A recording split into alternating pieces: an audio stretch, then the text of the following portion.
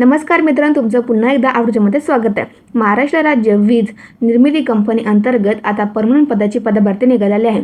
यामध्ये एकूण पदसंख्या असणार आहे 118. यामध्ये विविध पदे असणार आहेत आणि यामध्ये तुम्हाला शैक्षणिक पात्रता फक्त 10वी व ITI पास असणे आवश्यक असणार आहे. तुम्हाला या व्हिडिओमध्ये या भरतीची संपूर्ण माहिती बघायला भेटणार आहे.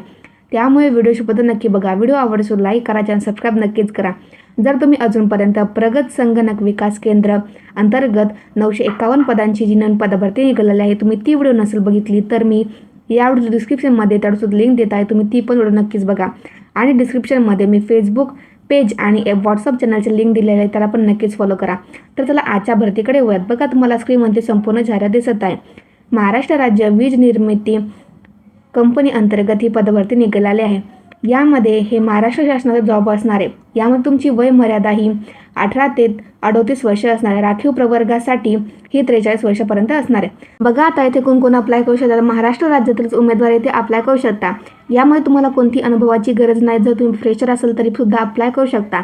यामध्ये मेल आणि फिमेल दोन्ही कॅन्डिडेट येथे अप्लाय करू शकता. अर्ज करण्याची पद्धती पूर्णपणे ऑनलाईन असणार. यामध्ये तुम्हाला कोणती ॲप्लिकेशन फी द्यायची गरज नाही आहे. नोकरीचा प्रकार हा पूर्णपणे परमनंट जॉब असणार आहे. त्यानंतर बघा, यामध्ये पदाचं नाव असणार अप्रेंटिस.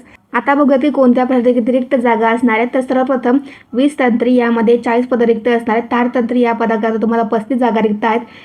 वेल्डर या पदाकरता 30 जागा. त्यानंतर शीट मेटल वर्क या पदाकरता 6 जागा आणि कोपा या पदाकरता म्हणजे कॉम्प्युटर ऑपरेटर या पदाकरता 7 जागा रिक्त आहेत. अशा मिळून 118 पदांची पदभरती असणार आहे. बघा मित्रांनो, तुम्हाला शैक्षणिक पात्रता काय असणे आवश्यक असणार. यामध्ये तुम्हाला 10वी व ITI पास असणे आवश्यक असणार, तरच तुम्ही ते अप्लाय करू शकता. त्यानंतर बघा, आता असे कोणते डॉक्युमेंट इथे तुमच्याकडे असणे आवश्यक असणार, तरच तुम्ही ते अप्लाय करू शकता. तर सर्वप्रथम तुमच्याकडे फोटो, सिग्नेचर, आधार कार्ड, पॅन कार्ड.